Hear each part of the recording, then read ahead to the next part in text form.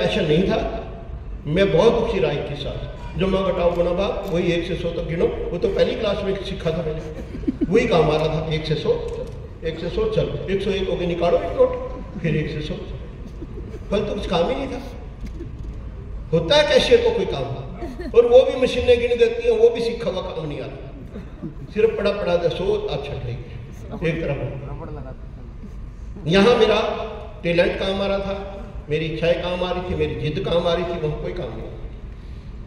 तो मैं परमात्मा का धन्यवाद दूंगा। दूसरा अपने पेरेंट्स का तो देना ही चाहिए, जब उन्होंने आपके लिए कुछ करा नहीं करा। पर आज का बच्चा बहुत समझदार हो गया। आज का बच्चा उल्टा पढ़ता है माँ बाप की, कि कह रहे हो तेरे को पैदा किया, तेरे को पैदा किया, तेरे को पैदा किया। तुमने थोड़ी पैदा किया, तुमने शादी की, तुमने रिलेशन बनाया, मैं पैदा हो गया। ये क्या मतलब हुआ? किस बात का एहसान लाद रहे हो? तो मैं कहता हूं कोई बात नहीं, एहसान किसी बात का नहीं लाद रहा। जब तेरा भी बच्चा तेरे की तरह हो जाएगा, आपकी गलती से तेरी, जब रात को चिल्लाएगा ना 11 बजे, बेड पे गिल्ला हो रहा होगा, चिल्लाएगा, जब तू रात को उठ के उसको घुमाएगा ना कमरे में, तो तेरे को समझ में आएगा पैदा करना क्या होता है। जब रात को बुखार चढ़ेगा ना और कंबली में लपेट के और मोटरसाइकिल पे बीवी को पीछे बिठा के और डॉक्टर पे भाग रहा होगा, तब पता लगेगा पैदा करना क्या होता है। सिर्फ इतना नहीं किया है, खून से सींचता है माँ बाप अपने बच्चे को। हम सिखा नहीं पा रहे, समझा नहीं पा रहे। पता क्यों? हमें आदत ही हो रही गाली देने की। अपने माँ बाप को गालियां देंगे, उन्होंने हमारे लिए कुछ नहीं करा, फिर अपने बेटे को गाली देंगे, एक हरामजादा ये निकम्मा पैदा हुआ, इसने भी कुछ नहीं करा। और तू भाई, तू बाप अभी यार बेटा किया, तुमने क्या कर दिया? आपके बाप को गाली दे रहा, उसने मेरे लिए कुछ नहीं करा, चलो ठीक है, पर बेटे को तो ना दे, फिर बेटे को भी गाली दे रहा। तो तेरा बाप भी तो यही कर रहा है कि इसने निकम्मे ने मेरे लिए कुछ नहीं करा। तो जब हम इस तरह का व्यवहार करते तो हमारे बच्चे क्या सीख रहे हैं? वही सीख रहे हैं, वही सुन रहे हैं। आप अपनी अपलाइनों को गाली दे रहे हो, आप अपनी डाउनलाइनों को गाली दे रहे हो, आपका बच्चा क्या सुन रहा है सारा? आपकी बीवी क्या सुन रही है? तो फिर उसको भी लगता है यार चल इसकी अपलाइन डाउनलाइन तो नहीं कर रही, पर ये हमारे लिए क्या कर रहा है? ये भी तो नहीं कर रहा ना कुछ। फिर कहते मेरे बच्चे मेरा कहना नहीं मानते, तो आप तो मान नहीं रहे किसी का। तो बच्चे तो आप ही के हैं, हेरिडिटरी भी तो दिया कुछ आपने, वही असर कर रहा है भाई साहब। तो इसलिए माँ बाप का एहसान जरूर मान लो कि पढ़ाया लिखाया मैं नहीं कहता, पता नहीं क्या परिस्थितियां थी, पर पैदा किया, परवरिश, इसी में बड़ा संघर्ष। बाकी तो परिस्थितियों के ऊपर। सही है गलत है? समाज का चलो एहसान जरूर मानना चाहिए, उसके बीच में हम पले बड़े हैं। और मैं आरसीएम में आया तो एक चीज कहूंगा, और आपको सिर्फ एक तेरे का पट गया है ना, बाकी सब माननीय प्रातः स्मरणीय श्री त्रिलोक चंद जी छाबड़ा, इनका भी भगवान की तरह से आप एक आदर करें। जो कोई चीज का जनक होता है जिससे लाखों कैरियर बन सकते हैं, करोड़ों कैरियर बन सकते हैं, वो सामान्य बात नहीं है, सामान्य घटना नहीं है, सामान्य प्राणी नहीं है। टाटा, बिरला, अंबानी, अडानी भी है इस देश में, किसी से नेटवर्क मार्केटिंग की, डायरेक्ट सेलिंग की ऐसी कंपनी नहीं बना पाई। उनके लिए ऐसे हंसी खेल था, एक आदमी के लिए हंसी खेल नहीं था, पर वो तिल तिल करके जला, तिल तिल करके उसने मेहनत की और आज यहाँ इस मुकाम को आके खड़ा कर दिया। और उसके बाद भी तिल तिल मेहनत करते हैं, सुबह 6:30 बजे से 7:30 तक रोज गुरु की तैयारी करना, और इतनी हद तक तैयारी करना, इतनी डेप्थ तक तैयारी करना। नहीं, एक अमिताभ बच्चन को चोट लगी, यहाँ किसी ने मुक्का मार दिया, सुना होगा पहले कभी शूटिंग में, उसको चोट लगी, अस्पताल पहुंच गया। सारा देश उसके लिए क्या कर रहा है? दुआएं कर रहा है, कोई हवन यज्ञ कर रहा है, कोई ये कर रहा है। इतने लोग बैठे हैं। ईमानदारी से बोल दो, मैं ईमानदारी से बोलता हूं, मैंने किया। कभी आपने छाबड़ा के लिए किया? कभी बीमार होते आपने कभी दुआएं करी, कभी यज्ञ किया? एक सज्जन, इनके लिए जोरदार तालियां, खड़े होंगे आप सब, इनके लिए जोरदार तालियां। थैंक यू जी। एक हीरो जिसने आपके लिए कुछ नहीं करा, एक हीरो आपकी जिंदगी में कोई फर्क नहीं डाला, एक हीरो जिसको देके आप हीरो नहीं बने, उसके लिए आप हवन कर रहे, सब कुछ कर रहे, यज्ञ कर रहे, सब कुछ कर रहे। एक ऐसा व्यक्ति जिसने गजब कर दिया, अपना पूरा शरीर जीवन दांव में लगा दिया, उसके लिए आपके मन में टीस नहीं उठती। होना चाहिए सर, बिजनेस कर रहे, बिजनेस है, बिजनेस करना होता और पैसे भी कमा लेते, कहीं से भी कमाया जा सकता, और इन्वेस्टमेंट हो, पैसा हो तो कहीं से भी कर लेगा। और चलो बिजनेस भी करा, पर हमारे लिए तो कैरियर बना दिया ना, हमारे लिए तो रास्ता किया। सही है गलत है? तो मैं ये कहूंगा भी छाबड़ा जी की फैमिली, प्रियंका जी, सौरभ छाबड़ा जी, अगर आप मन से कोई दुआएं दे सकते हैं, यहां से जब निकलेंगे ना, आधी मिनट के लिए अभी मन से निकाल सकते हैं, दुआएं जरूर देना। वो स्वस्थ रहेंगे, वो ठीक रहेंगे, हमारे लाखों कैरियर बन जाएंगे, लाखों की जिंदगी बन जाएगी। अभी ब्लड डोनेशन की जितना वो कोशिश करते हैं, मैं आपको बता दूं, मैंने सिर्फ 21-22 बार खून दिया होगा, ठीक है, जो मैंने मन से दिया। जो लोगों ने मेरा पिया उसकी तो गिनती नहीं गिन रहा, उससे ज्यादा तो पी गया, कितना पिया होगा। जब कोई जड़ी हुई बात करता है तो कितना खून फूकता होगा, ये सोचो ना। ये तो मैं मन से बात कर रहा हूं। और जो ये हम बता रहे थे कि ब्लड डोनेशन में इन चीजों की जरूरत होती है, ढीले कपड़े पहने, कुछ नहीं है। मैं बैंक की सीट से उठा, एक बंदे को ब्लड देके आया, आके बैंक की सीट पे काम किया, कुछ नहीं हुआ। मैं कैंप से निकला, 3 इंस्टांस मेरे को पता है, कैंप से निकला, जाके ब्लड दिया, जाके कैंप फिर अटेंड किया, फिर कैसे चलाई, कुछ नहीं हुआ। एक बार मैं स्कूल से गया, जब मैं टीचर था, किसी को ब्लड दिया, 7 पीरियड आके पढ़ाए, कुछ नहीं हुआ, कुछ नहीं होता। सिर्फ आप उस बोतल को देखते रहते, टप टप टप, इतना खून जा रहा, कुछ नहीं जा रहा, पीछे से बॉडी बना रही है, गप गप बनाते। उसको पता है भी अच्छी काम कर रहा है, तेरे को काम करना है, फटाफट फटाफट शुरू।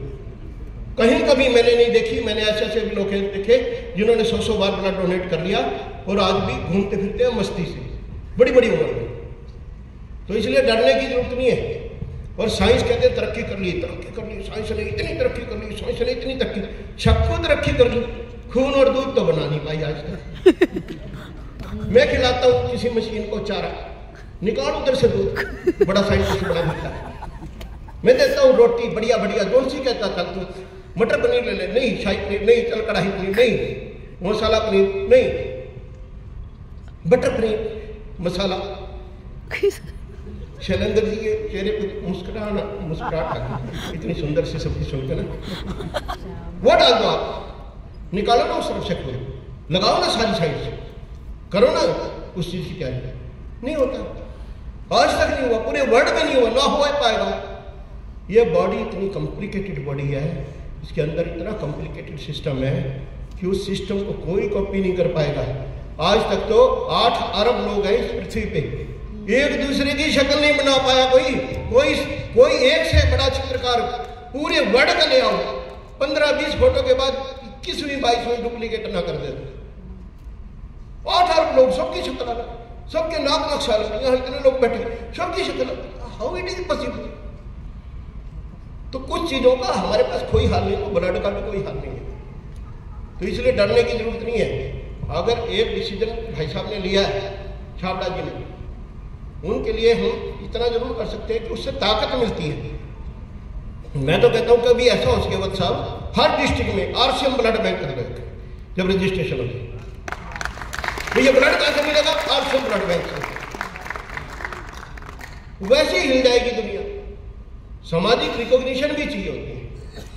और जितना प्यार यहाँ है ना, अभी यहाँ बैठे हैं 1-2 लोग, मैं वैसे नाम लेना नहीं चाहता था, पर ये सामने ही बैठी हैं, रीना जी हैं, सोलन से आई है, इनको सर उदयपुर का टूर करवाया, उसके बाद आरसीएम की भगत हो गई है।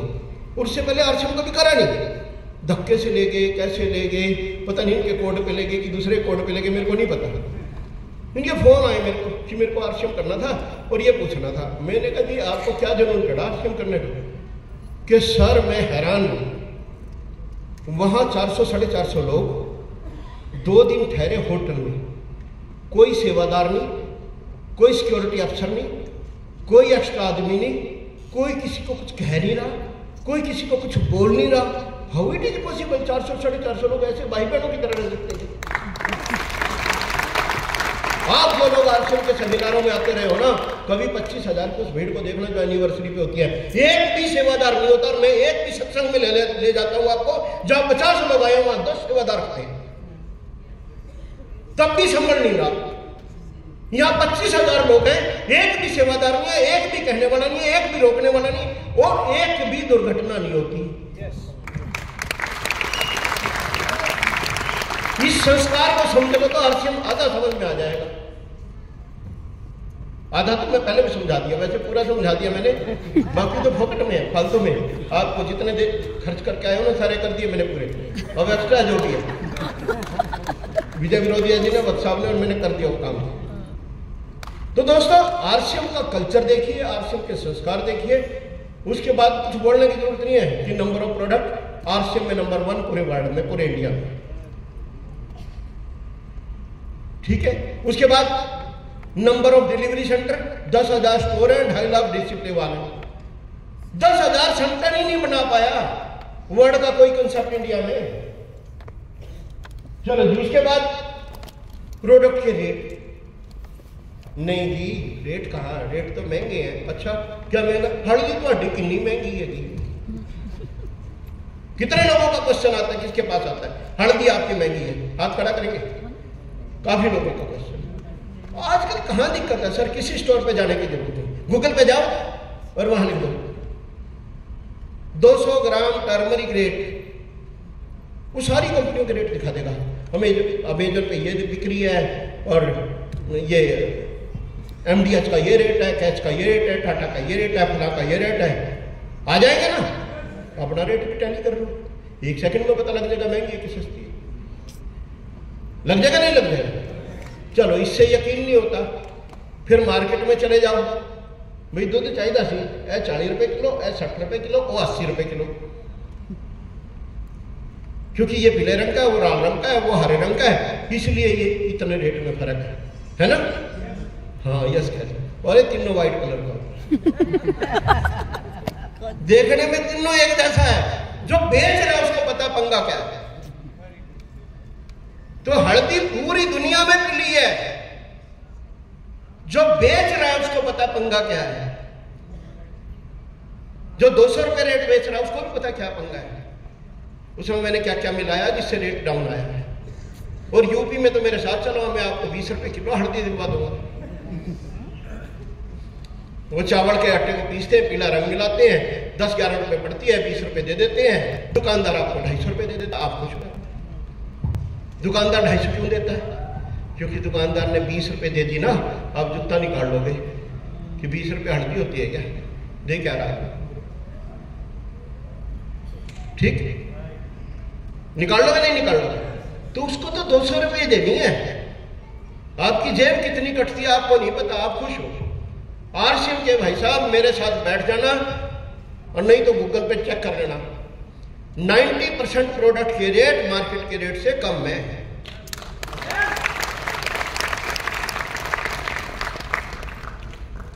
तीसरी बात कि न्यूट्रिशन भी जो आरसीएम के पास है ना, वो भी अल्टीमेट न्यूट्रिशन है, क्योंकि वो प्योर न्यूट्रिशन है।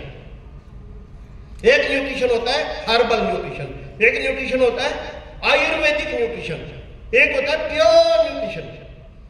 ब्रेन में दिक्कत है, शंख पुष्पी ले लो, ब्रह्मी ले लो, अश्वगंधा ले लो, ये है हर्बल न्यूट्रिशन। जब वो अंदर जाएगा पूरी बॉडी काम करेगी, डीएचए निकालेगी, डीएचए ब्रेन में जाएगा, तब ब्रेन पावरफुल हो जाएगा। हम दे रहे हैं डीएचए, तू खा सीधा ब्रेन में चल चुका। हम दे रहे हैं ओमेगा, वेज ओमेगा, खा सीधा ओमेगा का काम। एक दे रहा है हमारे यहाँ फला चीज का तेल, वो तेल पियोगे, बॉडी डाइजेस्ट करेगी, उस पर रिएक्ट करेगी, उसमें से ओमेगा निकालेगी, कितने % निकलेगा यही नहीं पता, वो जाएगा, वो कुछ काम करेगा, कुछ नहीं करेगा। एक दे रहा आंखों के लिए ये डाल रखा, तेरी आंखें ठीक हो जाएंगी। बॉडी ने नहीं काम करा, लीवर ने नहीं उठाया, फिर कैसे ठीक हो जाएंगे? हमारी कंपनी ने क्या करा, चल डाल दिया ल्यूटिन, क्योंकि retina is made up of lutein. Lutein सीधा डाल दिया, सीधा डाइजेस्ट होने का चक्कर ही नहीं है, सीधा आंख में, रेटिना ठीक, आंख ठीक। Pure nutrition versus herbal nutrition, दोनों में अंतर है। हर्बल कोई खा सकता है, कोई नहीं खा सकता, प्योर तो कोई भी खा सकता है। गलती से दे देना आरसीएम का न्यूट्रिशन किसी को भी, सिर्फ 2 न्यूट्रिशन को छोड़ के, एक गेनर डायबिटीज वाले को, मेरे जैसे आदमी को नहीं देना जिसका सब कुछ ज्यादा गड़बड़ा है, वो भारी आदमी को नहीं देना, और डायबिटीज आदमी को नहीं देना। जितने लोग यहां खड़े बैठे हैं ना, इनमें से जो स्लिम ट्रिम है, ठीक है बॉडी, किसी 1 महीने गेनर खा लेना जाके। मैं न्यूट्री चार्ज वालों को कह दूंगा थोड़ी सी कमीशन मेरी बढ़ा दे, मैं गेनर प्रमोट करके चला, आपको पता लग जाएगा गेनर में क्या ताकत होती है। और ईमानदारी से बता दो जितने लोग यहाँ हैं, बल्कि खड़े हो जाओ अपनी सीट पे जितने लोगों ने अब तक गेनर यूज किया। 1 मिनट यस नहीं करो, इस हवाबाजी में तो मैं भूल गया। यस 1 2 3 4 5 6 7 9 3 12 13 14 15 16 17 बैठिए।